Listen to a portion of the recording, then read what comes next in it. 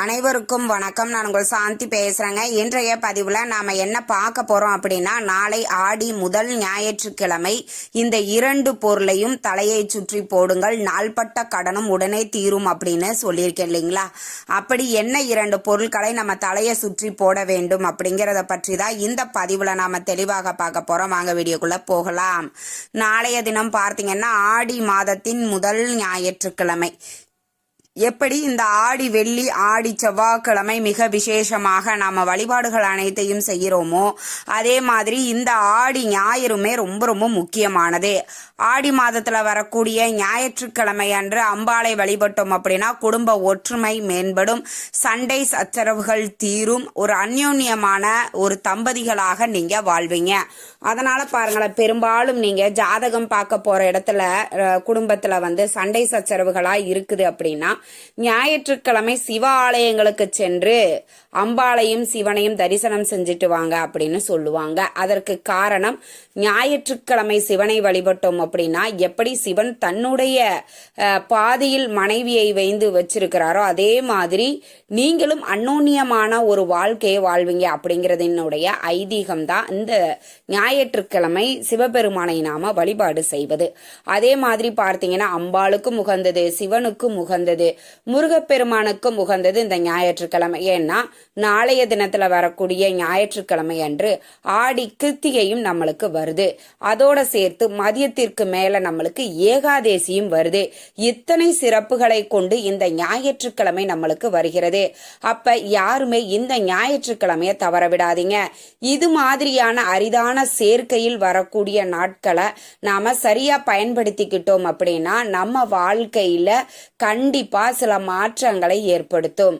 நீங்க வாய்ப்பு இருக்கிற அனைவருமே ஆடி கிருத்திகை அப்படிங்கறதுனால முருகப்பெருமானை நீங்க வழிபாடு செய்யலாம், சிவபெருமானையும் நீங்க வழிபாடுகள் செய்யலாம். வாய்ப்பு இருக்கிற எல்லாருமே உங்களுக்கு என்னென்ன வழிபாடுகள் நீங்க செய்யணும் அப்படிங்கறத முடிவு பண்ணிட்டு நீங்க இந்த வழிபாடுகளை செய்யுங்க. ஞாயிற்றுக்கிழமை விடுமுறை நாட்கள் தான், எங்களுக்கே ஒரே ஒரு நாள் தாமா லீவு கிடைக்குது. அதையும் நாங்க கோவில் அங்கே இங்கே போகணும் அப்படிங்கிறதெல்லாம் முடியாது. நாங்கள் வீட்டிலேயே தான் தூங்குவோம், ரொம்ப லேட்டாக தான் எந்திரிப்போம் அப்படிங்கிறவங்க மாலை நேரங்களில் கூட ரொம்ப எளிமையாக ஆடி கிருத்திகை அன்று முருகப்பெருமானை வழிபாடு நீங்கள் செய்யலாம். முருகப்பெருமானின் திருவுருவ படத்தை நல்லா சுத்தம் பண்ணிட்டு மஞ்சள் குங்குமம் செவ்வரளி பூக்கள் வச்சுக்கோங்க, ஷட்கோண தீபம் ஏற்றிக்கோங்க, சர்க்கரை பொங்கல் பால் பாயாசம் இதில் ஏதாவது ஒரு நெய்வேத்தியத்தை வச்சுக்கோங்க. முருகப்பெருமானை மனதார பிரார்த்தனை பண்ணி ரொம்ப எளிமையாக நீங்கள் ஆடி கிருத்திகையை வீட்டில் வழிபாடு செய்யலாம். இந்த ஆடி மாதத்துல நம்மளுக்கு 2 கிருத்திகை வருகிறது. நாளைய தினத்துல வரக்கூடிய கிருத்திகை ஒன்று ஆகஸ்ட் மாதம் 16ஆம் தேதி ஒரு கிருத்திகை வருகிறது. ஆடி 31ஆம் தேதி நம்மளுக்கு அந்த கிருத்திகை வருது. அந்த கிருத்திகை அன்றும் முருகப்பெருமானை நாம வழிபாடு செய்யலாம். இப்போ இந்த கடன் பிரச்சனை அப்படிங்கிறது எல்லாருக்கும் ரொம்பவே பெரிய பிரச்சனையா இருக்குது. நம்ம ஒரு காலகட்ட சூழ்நிலைகள்ல இந்த கடனை நம்ம வாங்கிறோம். அப்படி வாங்கக்கூடிய கடனை எல்லாராலையும் ரொம்ப ஈஸியாக கட்டிட முடியுதா அப்படின்னா கிடையாது. ரொம்ப கஷ்டப்படுறோம், ரொம்ப எமர்ஜென்சியில் வாங்கிட்டோம், வட்டி அதிகமாக இருக்குது, அவங்க ரொம்ப டார்ச்சர் பண்ணுறாங்க, வட்டி அசலுக்கு மேலே வட்டி கட்டிக்கிட்டே ஆனாலும் என்னால் அசலை திருப்பி கொடுக்க முடியலை. இந்த மாதிரியான கடன் பிரச்சனைகளில் இருப்பவர்கள் ஞாயிற்றுக்கிழமை சூரிய உதயத்தின் போது நம்ம காலையில் தான் இதை செய்யணும். அதனால் அதிகாலையில் ஒரு 6 மணிக்கு நீங்கள் எந்திரிச்சு குளிச்சுட்டு கிழக்கு பக்கமாக நின்றுக்கோங்க. ஏன்னா கிழக்கு தான் சூரியன் இதாகும்.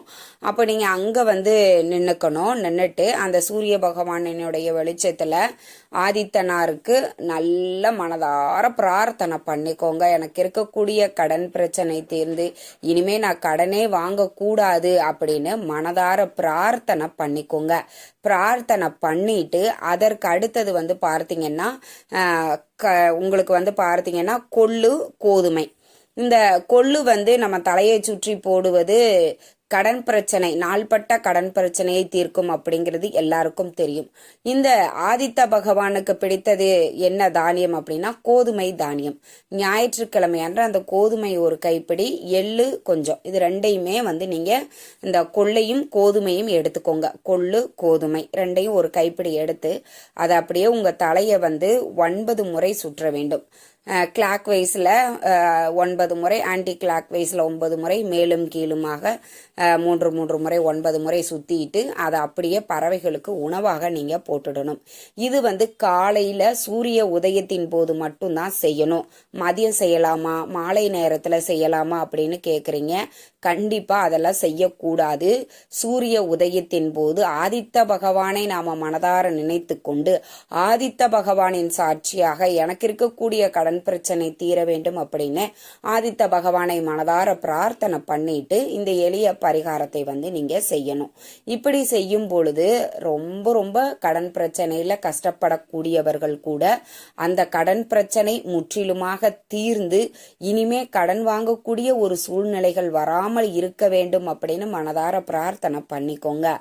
அடுத்து பாருங்க, உங்களுக்கு இருக்கக்கூடிய கடன் பிரச்சனை படிப்படியாக குறைந்து முற்றிலுமாக அந்த கடன் பிரச்சனை அப்படிங்கிறது தீர்ந்துவிடும். நம்பிக்கையோட செஞ்சு பாருங்க. ஒரு ஞாயிற்றுக்கிழமை செய்தால் போதுமா அப்படின்னா உங்களுக்கு இருக்கக்கூடிய கடன் பிரச்சனை தீரும் வரை ஒவ்வொரு ஞாயிற்றுக்கிழமையும் இதை நீங்க செஞ்சுக்கிட்டே வாங்க. இப்போ ஒரு சிலருக்கு ஒரு 10 லட்சம் கடன் இருக்கும், ஒரு சிலருக்கு 1 கோடி கடன் இருக்கும். இதை ஒரு முறை செஞ்சா 1 கோடி கடனும் தீர்ந்துரும் அப்படின்றது சாத்தியம் இல்லாதது. நம்மளுக்கு இப்போ உடம்பு சரியில்லாம போகுது, ஒரு காய்ச்சல் இருக்குது, ஒரு ஃபீவர் இருக்குது, அது சரியாகிற வரைக்கும் மருந்து மாத்திரைகள் நம்ம எடுத்துக்கொள்றோம் இல்லைங்களா? அதே மாதிரி தான் நம்மளுடைய கடன் பிரச்சனை தீரும் வரைக்கும் இந்த ஒரு பரிகாரத்தை ஞாயிற்றுக்கிழமை அன்று செய்யுங்க. அதிலேயும் யாரு மேல கடன் வாங்கிக்க, இப்ப நீங்க கடன் வாங்கியிருக்கீங்க, நீங்க தான் செய்யணும். உங்களுக்கு பதிலாக உங்க மனைவியோ கணவரோ செய்யக்கூடாது. என் பையன் வாங்கியிருக்காம்மா, என் பையனுக்கு இதுல எல்லாம் நம்பிக்கை இல்லை, நான் அம்மா நான் செய்யலாமா அப்படின்னா கிடையாது. உங்க பையனை நிக்க வச்சு வேணா நீங்க சுத்தி அதை பறவைகளுக்கு போடலாம். அவங்களதான் சுத்தணும். உங்களை நீங்க சுத்தி போட்டுக்கிட்டா எப்படி கடன் பிரச்சனை தீரும் இல்லைங்களா? யார் மேல கடன் இருக்குதோ அவங்கள யார் பேர்ல வாங்கியிருக்கிறீங்க. இப்போ ஹவுஸ் லோனு நம்ம ஹஸ்பண்ட் பேர்லயோ இல்லை மனைவி பேர்லயோ வாங்கியிருப்போம். அப்போ அவங்க தான் இந்த பரிகாரத்தை செய்யணும். நீங்க கணவனுக்காக மனைவியோ குழந்தைகளுக்காக அம்மாவோ செய்யும் பொழுது அதன் பலனளிக்காம போவதற்குரிய வாய்ப்பு கிடைக்கும். அதனால யார் மேல யாரு நீங்க கடன் வாங்கியிருக்கீங்களோ அவங்க தலையை சுத்தி போடும் பொழுது மட்டும்தான் அதனோட முழு பலனும் உங்களுக்கு கிடைக்கும். இந்த கடனால நிறைய பேர் நிறைய விதங்கள்ல கஷ்டப்பட்டுட்டு இருக்கிறாங்க. அப்பேற்பட்ட கடனையும் நம்ம சுலபமாக தீர்க்கக்கூடிய ஒரு எளிய பரிகாரத்தை ஞாயிற்றுக்கிழமை அன்று செய்யுங்க. ஒரு 1/4 கிலோ நீங்க வாங்கி வச்சுட்டீங்க அப்படின்னா ஒரு 4-5 வாரம் உங்களுக்கு கம்பல்சரி வரும். ஏன்னா நம்மளுக்கு ஒரு கைப்பிடி இருந்தாலே போதும். இதுல நிறைய செய்யணுன்ற அவசியம் கூட கிடையாது.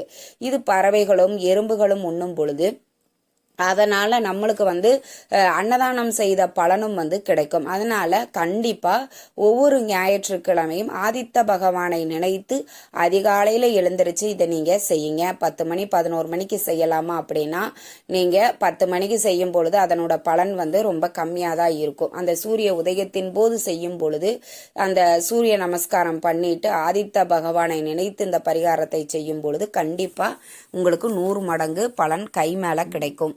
இந்த தகவல் உங்களுக்கு ரொம்பவுமே பயனுள்ளதாக இருந்திருக்கும்னு நினைக்கிறேன். வீடியோ பிடிச்சிருந்தா லைக் பண்ணுங்க, ஷேர் பண்ணுங்க, கமெண்ட் பண்ணுங்க. இந்த பதிவை உங்களுடைய உற்றார் உறவினர்கள் நண்பர்களுக்கும் ஷேர் பண்ணுங்க. அவங்களும் பார்த்து பயன்பெறட்டும். நன்றி, வணக்கம்.